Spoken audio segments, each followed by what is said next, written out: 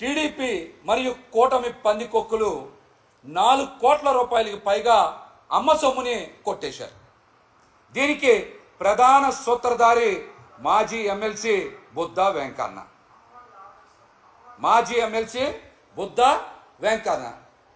ఒకటి, పార్కింగ్ కాంట్రాక్టులో అసలు 6 నెలల పాటు ఎటువంటి కాంట్రాక్ట్ రుసుము అమ్మవారి ఆలయానికి చెల్లించకుండా ఫ్రీగా భక్తుల దగ్గర నుంచి పార్కింగ్ ఫీజు, టోల్ ఫీజు వసూలు చేసుకోమని కోట్ల రూపాయలు అమ్మవారి భక్తుల దగ్గర నుంచి కొట్టేయడానికి నిన్ననే 9వ తారీఖున ఒక ఆర్డర్ ఇచ్చారు ఎండోమెంట్ కమిషనర్ గారు.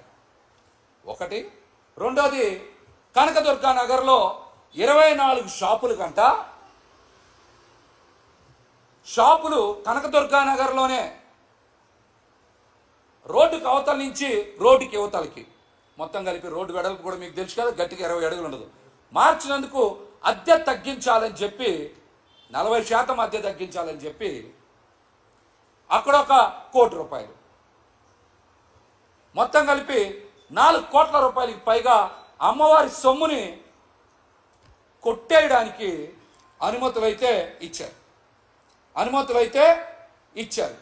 దీనికి ప్రధాన సూత్రధారి మాత్రం మాజీ ఎమ్మెల్సీ బుద్ధా వెంకన్న. అమ్మవారి ఆలయంలో అధికారుల్ని బ్లాక్మెయిల్ చేస్తూ, బెదిరిస్తూ, ఇది మా టీడీపీ, జనసేన, బీజేపీ ప్రభుత్వం అని, మేము చెప్పిందే మీరు వినాలని,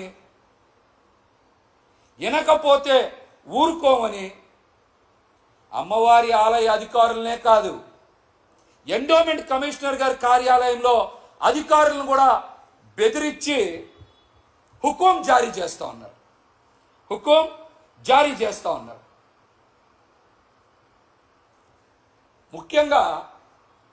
ముఖ్యంగా ఆలయ అధికారులు కూడా ఒక మాట చెప్పాలి. ఎండోమెంట్ అధికారులు కూడా, దేవాదాయ ధర్మాదాయ శాఖ అధికారులు కూడా ముఖ్యంగా ఒక విషయం చెప్పాలి. అమ్మవారు ఈ కాంట్రాక్టర్ల మీద, షాపుల మీద ఆధారపడి అమ్మవారు ఉన్నారా, లేకపోతే అమ్మవారి మీద ఆధారపడి ఈ కాంట్రాక్టర్లు, ఈ షాపుల వాళ్ళు బతుకుతున్నారా? దీనికి మీరు ఖచ్చితంగా సమాధానం చెప్పాలి. అధికారులతో పాటు చంద్రబాబు నాయుడు గారు, పవన్ కళ్యాణ్ గారు కూడా సమాధానం చెప్పాలి ఈ విషయానికి. అమ్మవారు ఈ పార్కింగ్ కాంట్రాక్టుల మీద, షాపుల మీద, కాంట్రాక్టర్ల మీద ఆధారపడి ఉన్నారా, లేకపోతే ఈ కాంట్రాక్టర్లు, షాపుల వాళ్ళు అమ్మవారి మీద ఆధారపడి ఉన్నారా? దీనికి ఖచ్చితంగా ముఖ్యమంత్రి చంద్రబాబు నాయుడు గారు, ఉప ముఖ్యమంత్రి పవన్ కళ్యాణ్ గారు కూడా సమాధానం చెప్పాలి. మీరు కావాలంటే చూసుకోవచ్చు. గత ఏడాది పార్కింగ్, టోల్ ఫీజు వసూలు చేసుకోవడానికి కాంట్రాక్టర్కి అనుమతి ఇచ్చారు. ఒక ఏడాదికి 1,59,00,000 రూపాయలు లీజ్ అమౌంట్, దానికి 18% జీఎస్టీ చెల్లించాలి.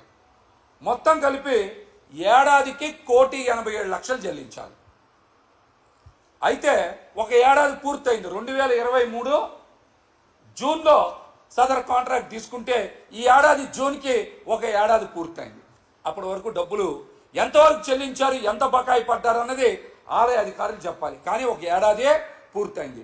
2వ ఏడాది లీజ్ కంటిన్యూ కావాలంటే, ఈ పార్కింగ్, టోల్ ఫీజు వసూలు చేసుకుని లీజ్ కంటిన్యూ కావాలంటే ఒక నెల ముందు 10% పెంచి అమ్మవారి ఆలయానికి డబ్బులు కట్టాలి. అంటే 1,59,00,000కి 10% పెంచి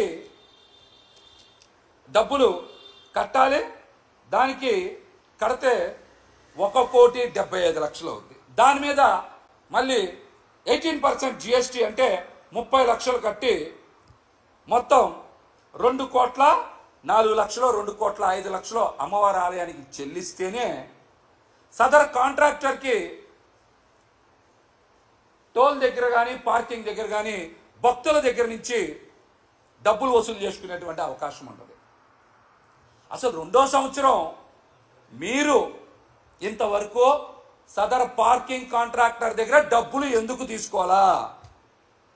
ఆ కాంట్రాక్టర్ మీద అంత ప్రేమ ఎందుకు? అమ్మవారి ఆలయానికి కట్టాల్సిన 2,04,00,000 2,05,00,000 డబ్బులు మీరు కాంట్రాక్టర్ దగ్గర తీసుకోకుండా కాంట్రాక్ట్ని ఏ విధంగా కొనసాగిస్తారు? ఇక్కడ కూడా ఒక మతలబు ఉంది. కాంట్రాక్ట్ని ఏ విధంగా కొనసాగిస్తున్నారు అధ్యక్ష? 6 నెలల పాటంట ఉచితంగా సదర్ కాంట్రాక్టు భక్తుల దగ్గర నుంచి డబ్బులు కొట్టేయడానికి ఇలా అధికారిక ఉత్తర్వులు జారీ చేశారు. ఏంటి మురళి గారు?